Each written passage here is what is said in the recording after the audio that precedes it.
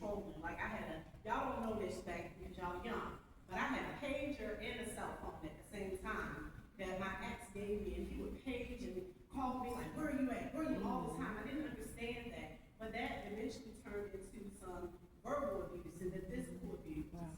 Not only that, being able to write this article this past month really made me dig deep in, and I realized that in my family, in my history, domestic violence is generational. So I actually experienced being around domestic violence when I was a child. I left the situation very early because my mother got out, but I might have normalized some of it. Then I'm going to lastly say, I'm a Meadmore girl to the peach. That means I'm from Baltimore, Maryland. I grew up and graduated high school in Decatur, so I'm a little bit, spunkier.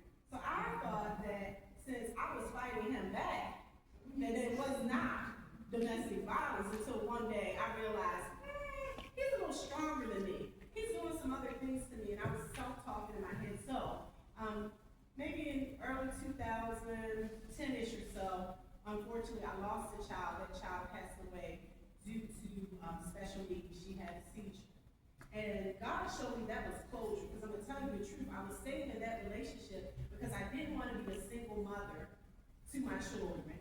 I didn't want my children, my daughter with special needs, to, who else is going to want a parent that has two children and one having special needs?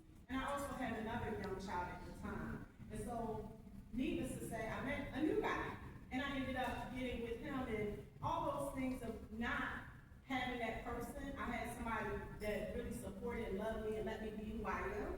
But at the end of the day, I was able to forgive that other person. Now, when I was able to tell him I forgave him, I said, where did that come from, God?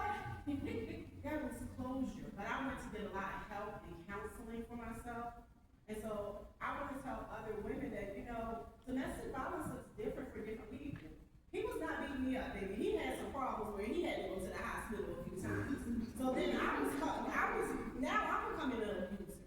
So also we need to be mindful of that, getting out of situations that will put us in jeopardy of maybe losing our freedom, or some of us, if we have children, their freedom.